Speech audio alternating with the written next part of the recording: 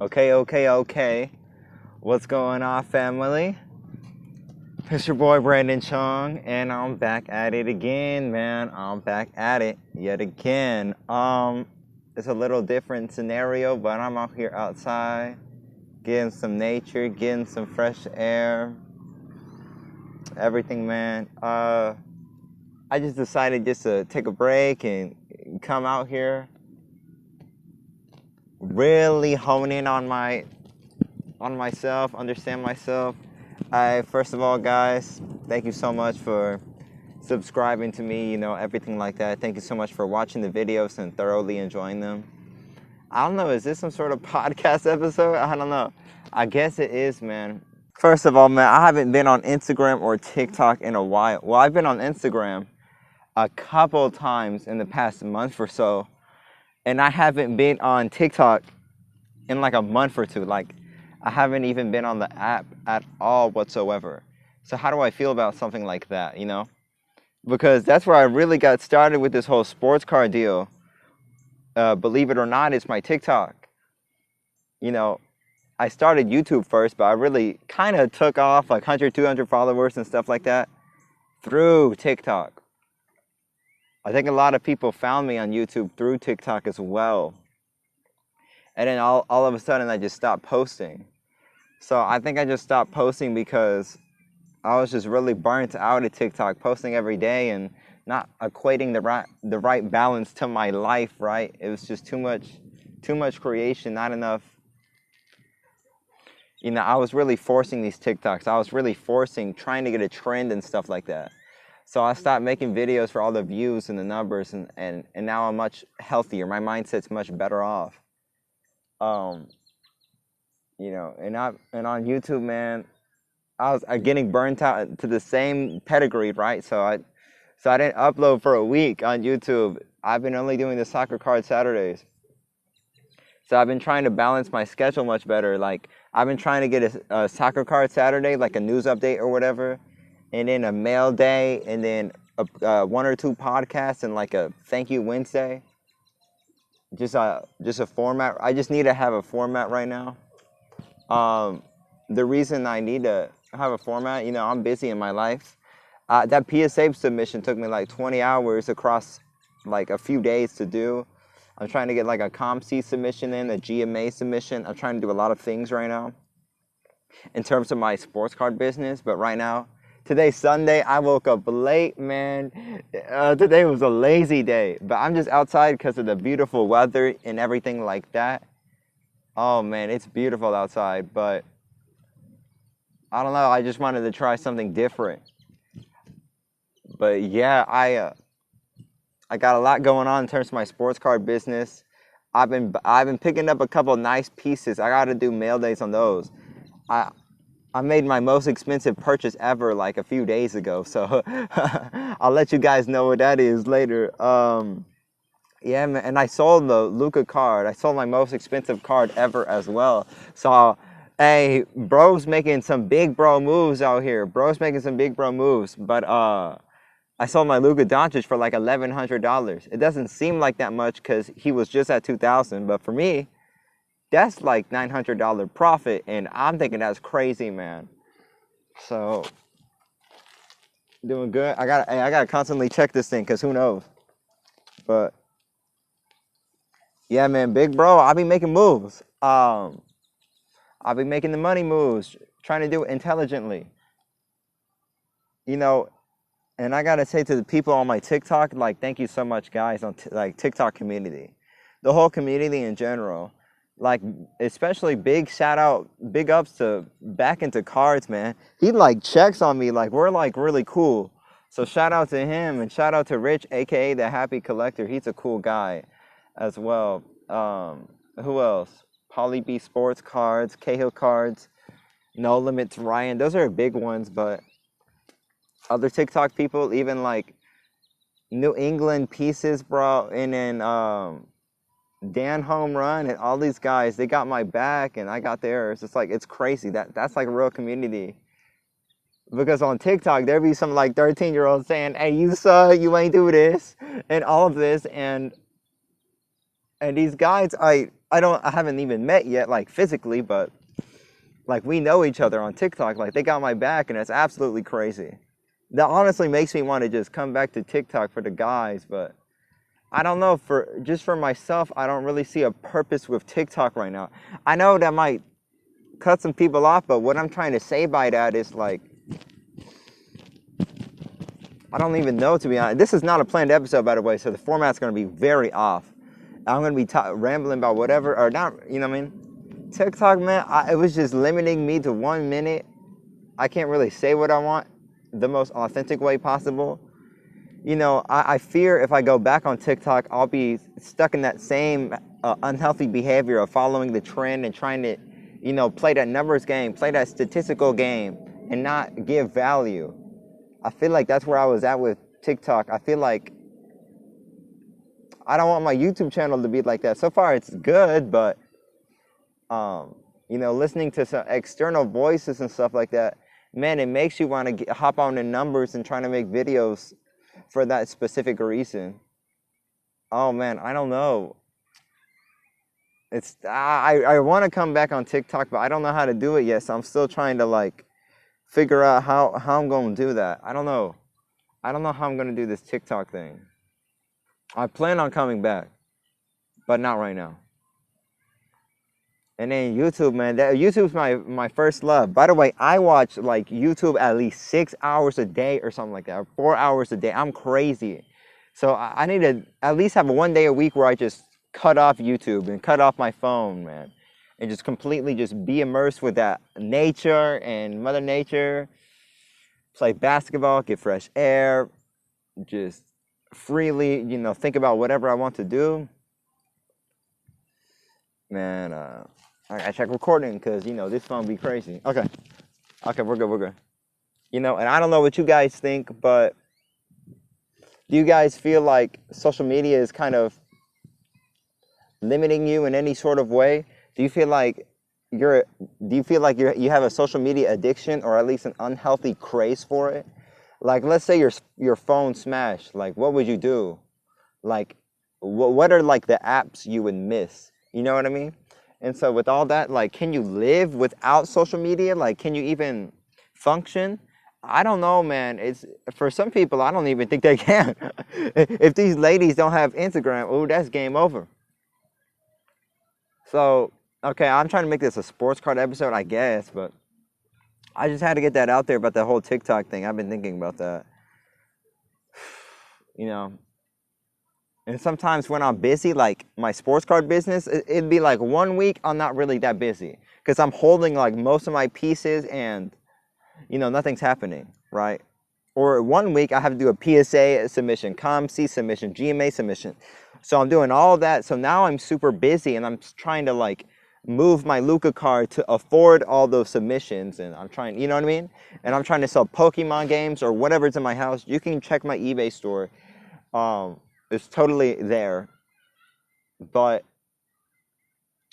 man, it's just like, it's like very volatile, my business, in terms of the activity happening. Therefore, my YouTube has to be like that too. Maybe 1 week I'll upload a lot, and next week I won't upload. Like, I don't know how, it's weird, man. But that's why I didn't upload last week at all. I'm so busy. Because sometimes I psychologically or subconsciously am saying, if I don't upload, I'm going to get really anxious, get really scared, worried or something. I don't know why I do that to myself. It's just a subconscious drive to success to an unhealthy barrier. And that's where I'm at. I'm thinking I want to be very successful just for myself, because a lot of people tell me, you can't do this, you can't do this. And then next day, next month, next year, I do it. I do what they say I couldn't do. That happens all the time. And so, you know, that's just, I just want to prove myself wrong. It's weird. I want to prove others wrong, but most importantly, I want to prove myself wrong. If I tell, you know, my friends and my people, hey, I'm going to make a 6-figure sports card business, and they be like, no, you can't, no. Oh, I get pissed now. I get ready to go. I'm like, okay, let's roll. Let me get all these blue chips. Let's roll. Let me sell off these young players. Let's go. I'm in go mode with, you know, when people tell me I can't, and I don't know. And that's how I kind of am with YouTube. People tell me, oh, you can't do YouTube, you can't do this. I say, I'm gonna upload 5 times a week, 6 times a week. But then I get burnt out, then I get stressed. So I'm trying to find this balance where I can, you know, work on my YouTube business, and then I'm not my YouTube. It's kind of is a business, I guess. I don't know if YouTube's a business for me or not. I'm not a whole. I do really want to grow my YouTube channel. Not even in terms of subscribers, but in terms of building a community and building relationships. That's what it is for me. That's what YouTube is for me. Like E-Man, like Jay Kinney, like all these. Now I got connections with sports card people like Les Alex and all them, and that's a relationship. Me and Les are tight now. And hey, Ronaldo just scored 2 goals today. Hey, but so that's the thing, relationship business, man. That's the whole thing with the sports cards. Hey, because I'd rather have 5 really strong, like tight-knit relationships than 2,000 subscribers. And they mean nothing. You know what I mean? Like Les Alex, like Comeback Card Investor, like he's giving me so many tips. That's really, really helpful, man. And all these Discord communities, everybody's out there so smart, man. Honestly, I don't like going on Discord and stuff like that because I'm like, they say, hey, they say buy this one young players card, and they give me 5 good reasons. I'm like, ooh, I want to buy the card. Okay, we're working right now. This phone's working, and then I'm just thinking to myself, ooh, I should buy that card, even though it's not a part of my investing plan. So I got to be careful with that. But then there's a lot of smart people. Flipping Steve, now I know him really well, and now people, you know me from YouTube, and now they want to connect like that. See that's what I care about the most. It's relationship business. Like I used to work for Texas Legends, which is the G League affiliate to the Dallas Mavericks. I used to, volunteer for various like various like sports events. Yeah, ESPN events one time I did for them, which is a big deal for me. And then a bunch of other stuff like connected with my previous university I went to. I did some sports events for them and stuff like that. And all of that sports business is relationship business. If you want to be successful, relationship. You can't do it by yourself. I say I'm like a solo man. I say like I'm like a one-man show with this whole Brandon Chung, but I don't want to be. I want to have people, working for me or in partnership with me or something like that. But the thing is, I don't have money or nothing like that. I mean, I would love to start a show with somebody or with one of my friends, right?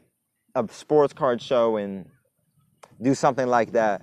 I would love to do something like that. But the thing is, sometimes you can't just have just anybody in a partnership with you. You just can't have anybody working with you. It's got to be the right fit, especially if it's your first employee or partner or whatever it is. But that's where I'm at with my business right now. Of course, I want to have some people like interning or working for me or whatever you want to call it. I got one of my college friends. He's doing some artwork for me. I'm trying to, like in terms of making my logo and things like that, I'm trying to get that going. And I want to have him do something else for me too.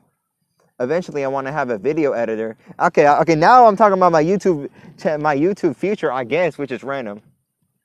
I would love to have a video editor. I would love to have an artwork person. Eventually, a videographer. That way I don't have to do everything myself. And I can just document a lot more. I feel like that would be so crucial. I feel like I would like to do some sort of like show team, man. Let me back this up a little bit. Okay, we just talking about future. By the way, I love the present right now. And anybody listening to this, you got to love where you're at currently, the present. Well, you don't have to love where you're at, but you just have to enjoy the present. You can't say 2021 because, hey, you got to enjoy 2020.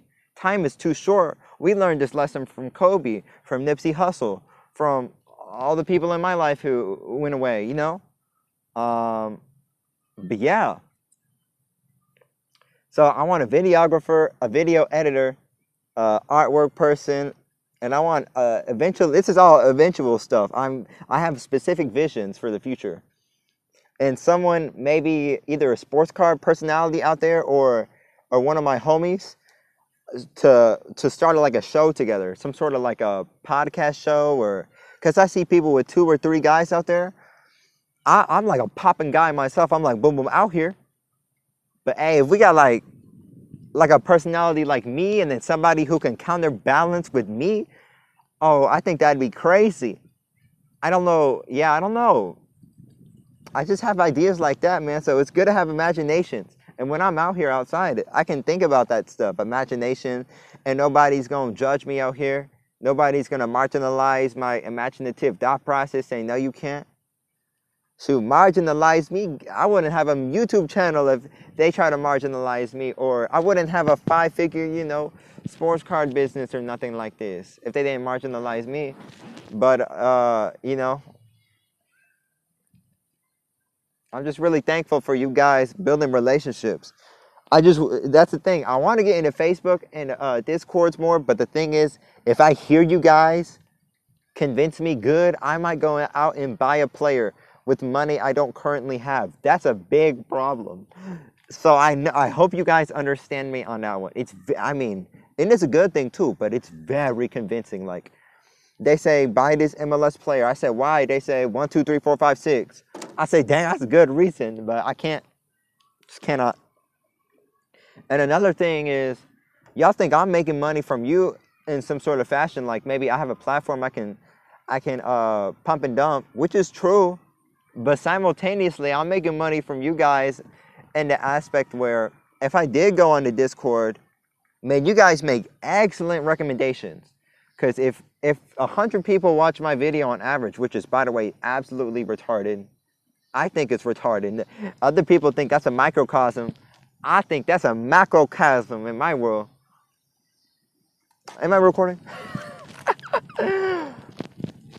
So I'm thinking to myself, hey, man, I'm lucky out here. I'm very lucky. My life, I've been very fortunate, but yo, 100 people with 100 different opinions, hey, we gonna have many different viewpoints than me. So I'm gonna be able to find new leagues, new players, and new sports card brands and things like this. By the way, my most expensive purchase I made a few days ago is not a soccer card. FYI, it's not a soccer card, but it's a different type of card thing. But like a couple people say, hey, get this player from Leeds United. And I'm like, ooh, dang. You know what I mean? And I can make money like that. So the whole community, the whole sports card community is like, let's make money together in the most righteous sense, in the most righteous form. Not in terms of these, try our absolute best to not have these, you know, unethical, you know, to go past these unethical lines, because it's very easy and simple to do within this unregulated sports card industry. But yet, if you do something the moral way, here's the difference. It goes like this. It's 2 ways. You either taking the easy way or the hard way. Which one you doing? That's it. Easy way go like this. Harder way take longer. But once you get there, it go like that. You see what I'm saying? I'd rather take the hard way. The hard way is being right. But the hard way is being ethical. But the hard way is being fair. You know, but the hard way is being, you know, more long term. I want to talk about investing theory nobody on sports card YouTube channels ever talk about. But, well, they sort of have, but it's not really a word. I'm gonna make up a new word in a minute, but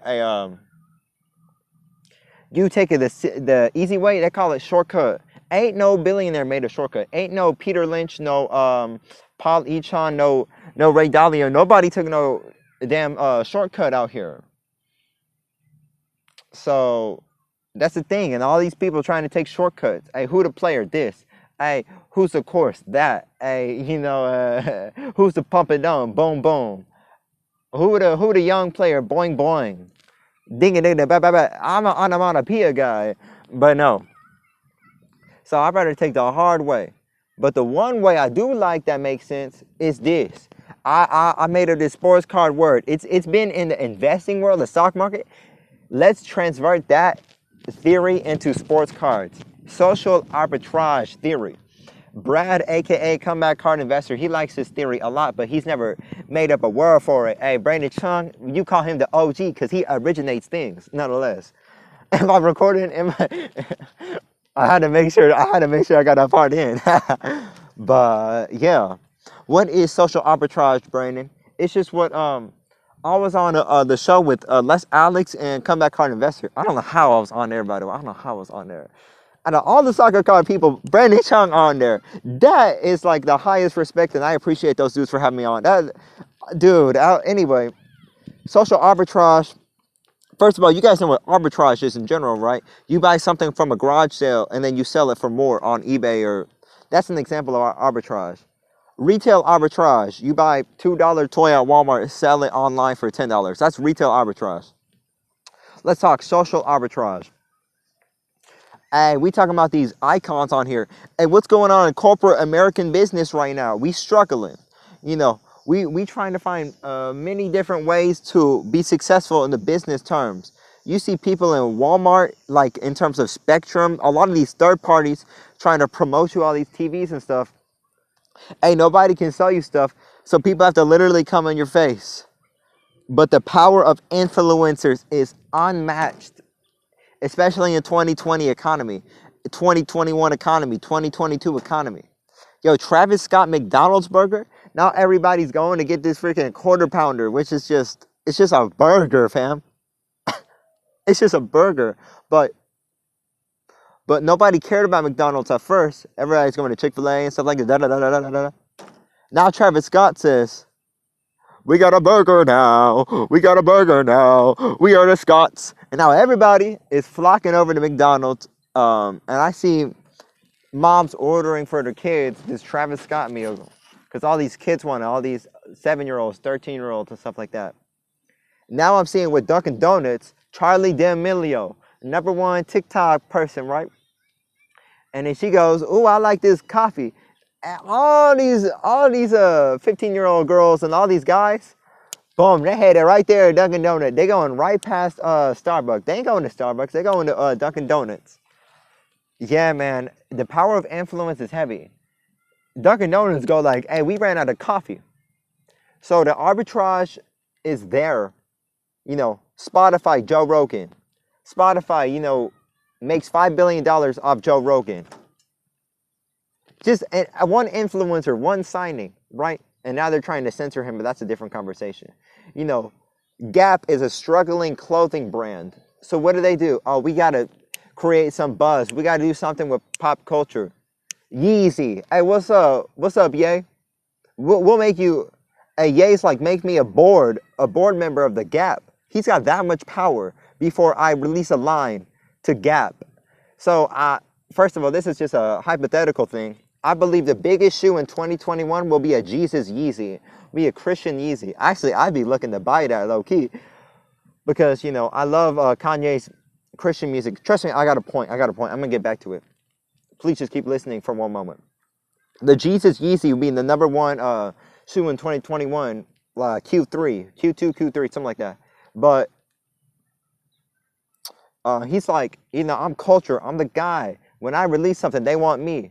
So Gap is buying the attention of the main consumer demographic, which is the young people. Hey, Charlie, you know, Dunkin' Donuts is buying attention, Charlie D'Amelio. Spotify's buying attention, Joe Rogan. Hey, sports car people, where are you buying the attention from? Who did everybody talk about right now? LeBron. Not only is he one of the GOATs, not only is he making his 10th finals appearance, all the buzz is on him. All the attention is on him, whether it's good or bad. It's free publicity. That's the point. That's why people buy Tesla. So social arbitrage. Shaquille O'Neal. Let's do that. Hey, you see Shaquille O'Neal in a cool little commercial, right? All of a sudden, this commercial or whatever, it pops on YouTube. It pops on TikTok. Now, all of a sudden, that $15 Shaq card goes to $45. Social arbitrage. Brandon Chung, originator. Don't forget my name. Oh, we still recording? Joking, guys. I'm crazy, but no, I think I'm normal. I think I'm a normal guy living in a crazy world. I think that's what it is. Nobody wants to go outside and do that, but social arbitrage is real. Who's Derek Jeter? Who Alex Rodriguez and Big Cat? Every time Alex Rodriguez is making a podcast episode with Kevin Durant or Stephen Curry or Gronk or somebody, a lot of people who like sports fans and are sports card people flock over to that podcast to see what they say. And if Alex Rodriguez says something crazy, boom. If Alex Rodriguez and J-Lo make a lit TikTok, if they start dancing, they create a trend, you bet your Alex Rodriguez rookie card is going to fly off the shelves. Or the virtual shelves. We call that eBay and stuff like that. So social arbitrage is a really big thing. And, you know, everybody's in this social arbitrage game. Charles Barkley with TNT. I saw on Personal Finance Dad's channel, hey, his card went up. Like Card Ladder, hey, his card be doing that. Because he's on TNT. He's talking about truth. He's talking about whatever. Charles Barkley can literally say anything, and if it trends, if it pops, that's another opportunity. That's another bullet in the chamber. His card price can go up, and I think that's a very cool strategy. That's a very short-term flip type of strategy. I've been watching Dumb Money, and they have this social arbitrage theory, and I think this is an excellent relation that is going to quickly transfer to the sports card industry. Like, it's happening, but it'll happen even at a much more macro level now. You know, you got to think, with all these investment groups coming into the sports card, they say institutional money, hey, we just turn it into Wall Street now. All them New York 50-year-old guys, they gonna run the market capitalization of the sports card industry. Well, they ain't know trends like I do, or like this other like 18-year-old guy does. You know what I'm saying? I know about Charlie D'Amelio. I know what Addison Rae's gonna do next. What if Addison Rae goes to the 2022 World Cup, right? And then she takes a selfie with like Neymar. Imagine what that's gonna do to Neymar's card price in like a week. You know, what if? So I don't know. What if LeBron James does something with Gatorade? LeBron James has his, hey, drink the Lakers flavor, or drink the, you know, the LeBron James icy Gatorade. It's a limited time offer or something. And then LeBron James' price goes up. So you got to think in the relative terms of pop culture. But it's all this pop culture circulation has to be matched with a reality check that, you know, the economy is not doing well at all, that we are struggling for business. And I think these two things coexist with each other. You know, we are struggling economically. Therefore, we need some sort of pop culture. We need some sort of like distraction and creativity. Even Ray Dalio says creativity is what's going to get us through this recession. And I believe that wholeheartedly. And we've already seen that, Travis Scott, Charlie D'Amelio. We're going to see that with LeBron for sure, but who else?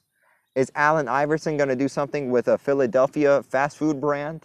Is Luka Doncic going to do something with the Dallas Mavericks TikTok and it's going to blow up? Like, what's going to happen, bro? Social arbitrage. Like, you got to think about it. What's Kylian Mbappe going to do with French fries? He's French fries?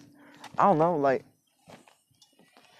So that's where I think creativity is very important, and that's why I think right now being outside with nature, immersing yourself by yourself with nature and having your own thought process, that's the real arbitrage. Me thinking about stuff like this right now with nobody telling me no, that's going to allow me to think of more creative ideas. And maybe 90 of them won't work, but maybe 9 of them will, right? And you only need one shot to make it. And that's why I keep shooting. I keep shooting like hooks and jabs and shoulders and knees and high kick, low kick. I keep shooting. But yeah, social arbitrage is definitely a real thing, and it's going to be even more real. That's only one form of investing or flipping or whatever you call it. I think sports cards is pop culture, along with the fact that we can think of players who are cultural icons, and Michael Jordan, what if he collaborates and does something with Tiger Woods? Oh, that thing's going to boom. Did you see Tiger Woods' price go up in March or April or whatever it was when he did that golf tournament with Peyton Manning and Tom Brady? All my Tiger Woods cards went up 2x at that time, and which I thought was unbelievable. It's because of that. So I mean, everything is about, you know, a lot of things are, you know, the numbers and how many goals they score and how many points LeBron James has and all that. But a lot of things are culturally icons. Pop culture, it's relevancy, it's attention. You're buying the attention. So if I buy LeBron James, I'm thinking attention. If I buy Michael Jordan or even Lionel Messi, I'm thinking attention. Obviously, I think Ronaldo has the higher power of the cultural relevancy than Messi. And Messi is the GOAT player. So I think there's reasons to buy both those guys. Even if you're paying higher premiums. So my point is the institutional people, aka the old guys, they are going to be unmatched with the young guys. Peter Lynch says something. Peter Lynch says, he's a billionaire investor, by the way. Peter Lynch says, all these guys like me, all these single investors, have a huge advantage over these brokerages and all these investment firms and groups. I don't know. I'll link a video and you guys can watch that yourself. But basically, one of the things he was promoting why you're better off by yourself is because I guess creative advantage, or that's one of the things I think of, and the fact that, you know, you don't have to go through like 9 or 10 different people just to get an idea out there, just to get a stock proposal out there, you know, because corporations, you have to go to meeting after meeting after meeting, all these barriers before you get to your goal. What if I say I want to buy Derek Jeter? I just buy him. But through a corporation or an investment firm, you got to go through a bunch of different people. So I think they're going to be too slow. They're not going to be innovative enough. They're thinking traditional. They're thinking defense. And people like me, like young guys, are going to win because they're thinking offense, creativity. 9 of their investments will completely fail, and maybe one of them will work. That's why I think kids will be the most profitable in the sports card industry more than anybody else. Like, I'm talking 13-year-old kids, because they're more culturally relevant. Yeah, man. I don't know. It's very cool to think about an idea. Who else? Like Dwayne "The Rock" Johnson. Like, he does a movie, and in his WWE cards, Mike Tyson, he fights Evander Holyfield, like comeback and stuff. Bro, like stuff like this, man. Stuff like this. But the best investment probably long term is going to be your vintage stuff. Is your Magic Johnsons, is your Larry Birds, your Kareems, and stuff like that. Even your boxing cards, your Muhammad Ali's and your Babe Ruths, that's probably going to be the #1 investment. But the fun investments that can trickle into profit very quickly is these social arbitrage cards. Zion is in the commercial, boom, his card goes up. You know what I mean? I can go on and on and on, but Kevin Durant goes on the podcast and says something crazy, boom, his card price goes up, right? You know. So social arbitrage, there you go. Your boy, man. The social arbitrage theory. First highlighted by Brandon Chung. The word is going to be on a dictionary by Brandon Chung, something like that. So I appreciate you guys. If you watch this whole thing, you're a real one, man. You guys, thank you so much for watching. It's just great to be here. It's just great to be here, honestly. I'm glad I'm back doing this podcast. I might do this outside more if you guys like it. I prefer to do it outside. I can just free range. I can just roam with my thoughts and ideas and perplex, say whatever I want. Yeah. That's all I want to say. That's all I got to say. You can leave a like and subscribe if you actually did thoroughly enjoy this. I'm trying to build relationships. So if you're new, I'm trying to get to know you guys. Of course, kindness and positivity and respect. Hey, I'm a man. I'm about respect, you know. It don't matter if I like you or not. I'm still going to respect you. I want to build relationships out here, man. And I just keep getting to know people and having fun with you guys and making money together. Even though money is not the #1 obstacle, it's the fun. It's the process of making that money, which is flipping and buying and selling sports cards, long-term, short-term. I don't know. It's fun to me. This is the best investment ever. It's like Tiger Woods or like a Messi. That gets me on my rocks. That gets me so excited. Am I recording? Oh. It's been your boy, Brandon Chung. Okay. Until next time.